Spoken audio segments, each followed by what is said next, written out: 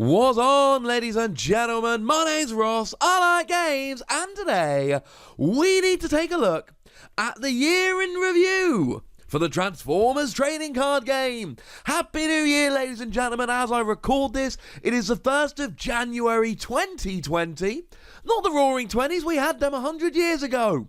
Let's make these something a little bit different and a little bit special, yeah? But we've had our first full year of the Transformers TCG. It launched in September 2018, which means 2019 gave us one full year.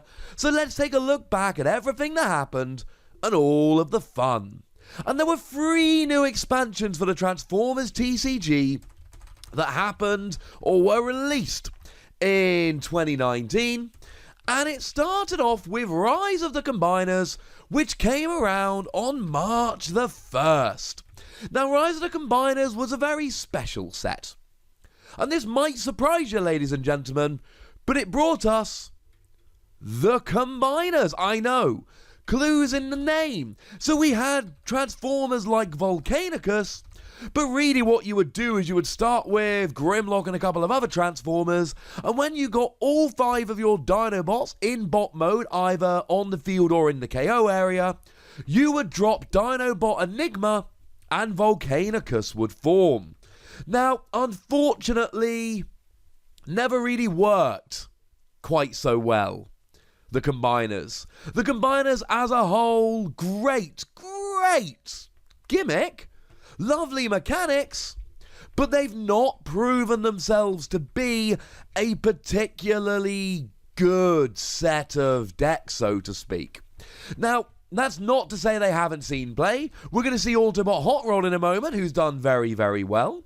We saw some of these Sentinels like Ironhide, for instance, doing very well at the Energon Invitational. We're going to see Skydive later as well. There were plenty of Combiner pieces that made them into decks, but unfortunately outside of the aerial boss, which has seen a little play and love, we've just not really seen a huge amount of love and success for the Combiners. Now, it's not to say that we only got Combiners in Rise of the Combiners. There were other cards as well. King Starscream, for instance, was a very popular card, though again it's not really backed it up with the results since. But it really was a set of Combiners. But that wasn't the only thing we got in Wave 2. We also got ourselves a new colour of Pip. The green Pip came along, which we can see in stuff like Bashing Shield. The green Pip basically says that at the end of a battle, whether you're attacking or defending, you may swap a card in your hand for a green icon card that you flipped while battling. So something like Bashing Shield can scrap an enemy armour, only in armour, not anything else, which makes it kind of weak. And it gives you +1 defense, which is kind of weak, but it's got the green icon, so it's reliable armor removal. Yeah, sure, we got Vaporize in the same set, which was better for discarding upgrades, but the green Pip is really what makes stuff like Bashing Shield tick. And of course, the other thing which we got in Wave 2, which we hadn't seen before, was triple changes. Check out my boy Blitzwing, who has 2 alt modes. In every other way, they're like a regular character, but they've got 2 alt modes that they can switch between. Moving forward a couple of months to the end of June the 28th to be exact, we got War for Cybertron Siege 1, the 3rd set, the 2nd expansion is probably the correct terminology, of the Transformers trading card game. And ladies and gentlemen, this brought a whole bunch of new stuff.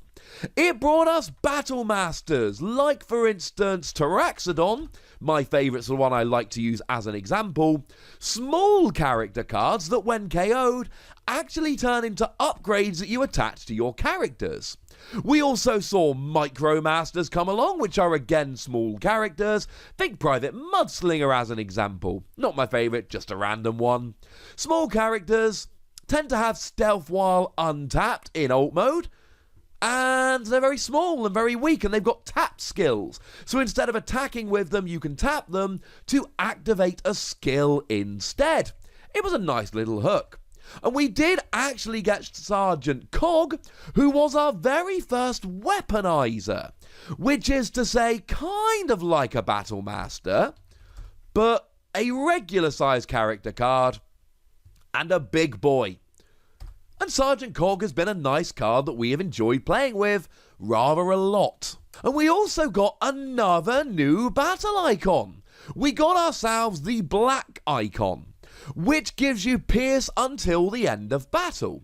So every black icon that you flip while attacking, think something like Dismantle as an example, gives you +1 pierce until the end of the turn. Now this is very important because a character like Blur can actually attack twice in the same turn. So whereas orange and blue icons give you extra attack and defense for the battle, black icons give you extra pierce for the turn, which is very, very cool. And it really was the mechanics which were jumping out from Wave 3, were the Battle Masters, the Micro Masters, the Black Icon, etc. But there were plenty of other big cards. I mean, General Optimus Prime has proven to be one of the very best cards in the game, as Optimus Prime tends to be honest with you. And we should also shout out Major Shockwave, who has proven to be somewhat of a force in the Transformers trading card game. And I suppose before we finish our look at Wave 3, we should very quickly give a shout out to Secret Actions. They were also new in Wave 3, they were introduced. Look at something like Battlefield Report. It is, well, they're action cards you play on your opponent's turn. There is a reveal trigger, and then it does something. So, Battlefield Report, when one of your characters defends, you reveal it, and then you draw 2 cards and put a card from your hand on top of your deck.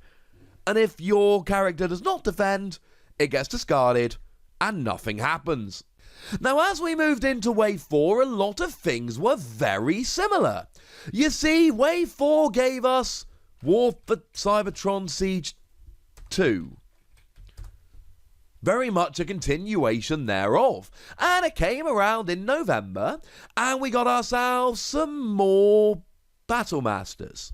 And we got ourselves some more Micro Masters. And we didn't get any new colour of pips. We did see a fairly drastic redesign for weaponizers, so something like Sergeant Six Gun is actually a character made from 2 cards together, and then when it gets KO'd it turns into 2 upgrades, which can be attached to your other characters as you like. So even though it's a weaponizer like Sergeant Cog, there was a fairly large departure in terms of the mechanics for weaponizers in Wave 4 compared to Wave 3. Outside of that, it was largely business as usual. We got another Optimus Prime, who was proven to be one of the very, very best cards in the game. Stop me if you've heard that one before. But we should also give a bit of a shout out to Jetfire, who did have a very, very strong showing at the Energon Invitational. More on that in a moment. Now, having said all of that, there was one new mechanic we got, one really new thing we got in Wave 4, and that was we actually saw mercenaries come around. Mercenaries! These are not Autobots, they're not Decepticons, they are part of the Transformers lore, but they've actually debuted in the trading card game, which is pretty gosh darned awesome. And the big things they have are bounty skills, which is to say skills which are activated when they do enough damage to KO a character. Now, outside of bounty skills and the fact that they're not Autobots or Decepticons, they're just like other characters, though one could argue they're enough, and I suppose this would count as the big change that we saw in Wave 4. And we could also take a quick look at Octone here and go, hang on a second, triple changes. Triple changes came back in Wave 4. And while we talked about mercenaries a moment ago, I was telling you about bounty skills. There were actually 2 key words that I've not yet mentioned that were introduced in Wave 4.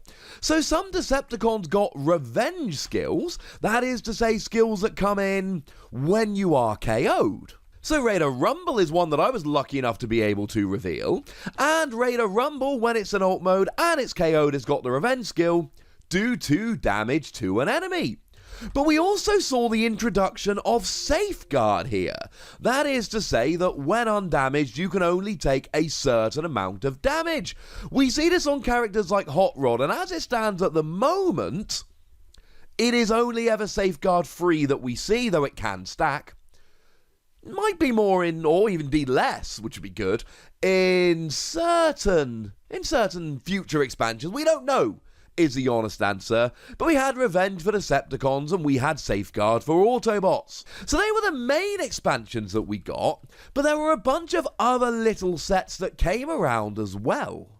The first one of these coming along in March was the Devastator deck that gave us a full team of 6 combiners which made up Devastator. It was a proper team of 6. Now, when I say proper team, we did have Optimus Maximus, who technically was a 6-character combiner, but it needed Optimus Prime Gleaming Commander's skill that put extra characters in your KO area in order to give us a 6-character combiner. Devastator was just a flat-out 6-wide team. It also gave us amazing cards like Work Overtime, which have put in work in a bunch of decks since. In May, we got the Bumblebee vs. Megatron starter set, which was the second, and up to now most recent, of the starter sets we've seen in the Transformers trading card game, and it was fine. None of the character cards within have proven to be particularly good, and the battle cards were not exclusive, but it's still a nice little starter set to help your friends learn to play. Moving forward into July at Comic-Con, we got the Soundwave vs. Blaster deck, and this one was a big one, ladies and gentlemen. This was the set that gave us the full Blaster deck, and Blaster has proven to be one of the best decks in the game, and the full Soundwave deck, who, to be blunt, has not proven to be one of the best decks in the game. It also gave us a bunch of other exclusive cards that could only be gotten in the deck, most of which, to be fair, are for Soundwave or Blaster or mini cassettes generally, but it was still a very cool set that gave us 2 full new decks.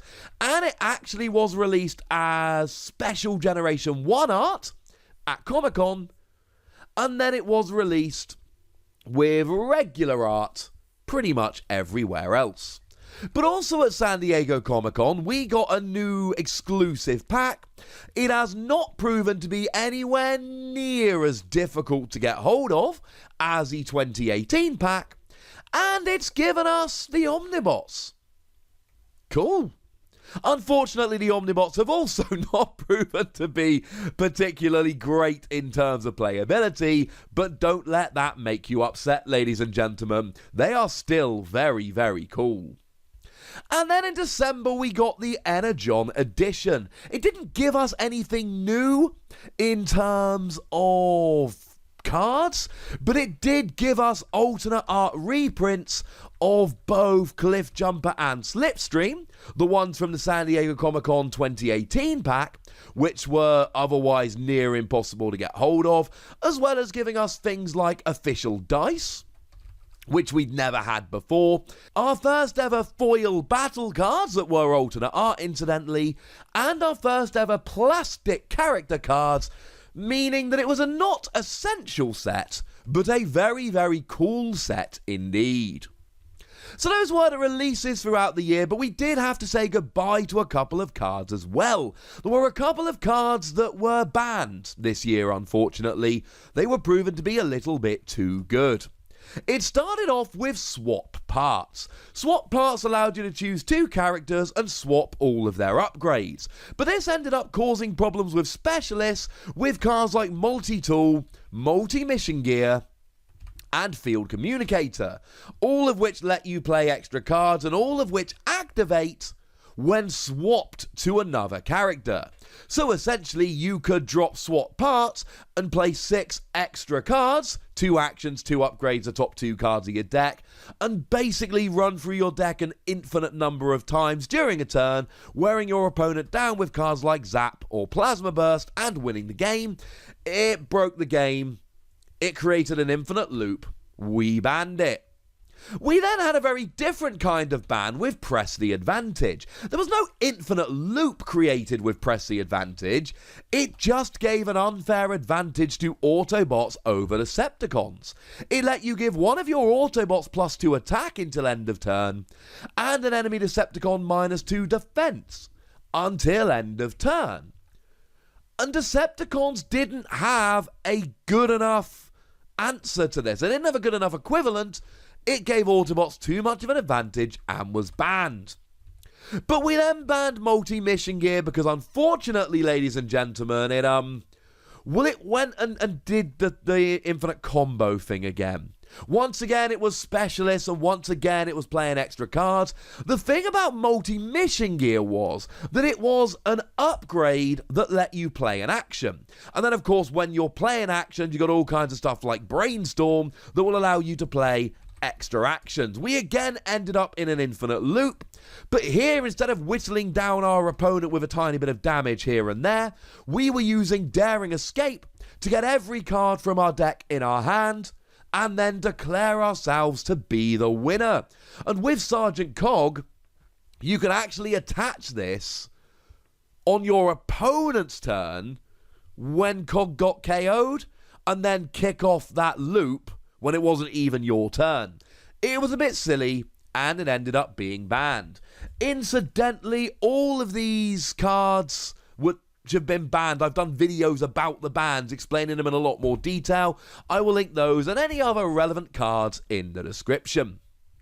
Now, Transformers TCG doesn't have the most robust calendar of organised play events ever seen. There's no pyramid of tournaments going throughout the year, but we have had 3 fairly large tournaments this year that do bear having a quick look at. So it started off in June at the Origins Game Fair, where Stephen Pinkney, apologies for the pronunciation, went and took home the tournament with Optimus Prime Battlefield Legend. Bearing in mind, right back then, Optimus Prime Battlefield Legend was, well, it was the very best card.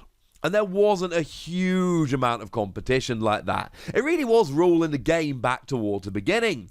Now, it wasn't just Optimus Prime Battlefield Legend. Incidentally, it let you play extra cards when you were attacking. It was a little bit dumb good. It wasn't just Optimus Prime Battlefield Legend, though. The aforementioned Hot Rod came in as a very nice card here, having naturally tough 1 and also letting you do some cheeky damage when you flick to bot mode in the KO area, which you're totally allowed to do. And it played Flame War, which is going down as the best 5-star character we've ever had, because, well, Flame War just helps out all of your other characters. In bot mode, there's a permanent skill that gives each of your characters tough 1, and when you flick to alt mode, each of your characters gets bold 1. It was a very nice deck indeed, and I love seeing Hot Rod doing quite well. Moving forward into August, we had Gen Con, where Kevin Allen took down the tournament with his 4-wide cards deck, featuring Cliff Jumper, Prowl, RC, and weirdest of all, the starter deck Red Alert. The vanilla Red Alert, which came in the starter set and was supposed to be a bad card. Yeah, it's actually got pretty good stats for its cost, and it's a car, and it was using all kinds of cards like Start Your Engines to untap and get extra turns / attacks. It was a very good deck. It took home the tournament, cemented Kevin as one of our better players, and made everyone lose their collective minds that this San Diego Comic-Con 2018 Cliff Jumper, that was very expensive and very difficult to get, was an amazing card, and we were all going to lose because we couldn't get hold of it. Well, it has been reprinted in the Energon edition, but also, since this tournament, Cliff Jumper has not really shown up. But it all culminated in the Energon Invitational, well, in December, just last month, where Daniel Arnold did take home the tournament with his Galactic Optimus Prime deck, also featuring Skydive and Flame War. Yeah, Flame War's really good for a 5 cost. The Galactic Optimus Prime, this is the Wave 4 General Optimus Prime. I mean, when you're in bot mode, you've got 3 utility slots and can play extra upgrades. When you flick to alt mode, you've got 3 utility slots and can play extra actions. You've got a ridiculous 21 health, and Daniel played it with things like Energy Pack, which could give you even more ridiculous health. It was a defensive blue deck that could stand up and beat all of these hyper-offensive orange decks. So there we go, ladies and gentlemen, that was the year in the Transformers trading card game. The sets that were released, the cards that were banned, the tournaments that happened. I know we had to fly through some of this because otherwise, I could literally make this a 12-hour video, it would just go on a bit. But the good news is that there is a comment section, so if there's a deck or a card or something I've not mentioned that you think I should have, let me know in the comment section. Go nuts, be nice, and then make sure you like this video, subscribe to this channel, follow me on Twitter at @TheWassy. That's where we talk Transformers and other games. And do please consider checking out patreon.com/PTCG Radio, where you can support the channel, get some bonus podcasts and all kinds of fun stuff. But by far the most important thing is always, look after yourselves till next time, would ya? Thank you very much for watching. My name's Ross, and you've been watching Wassy Plays.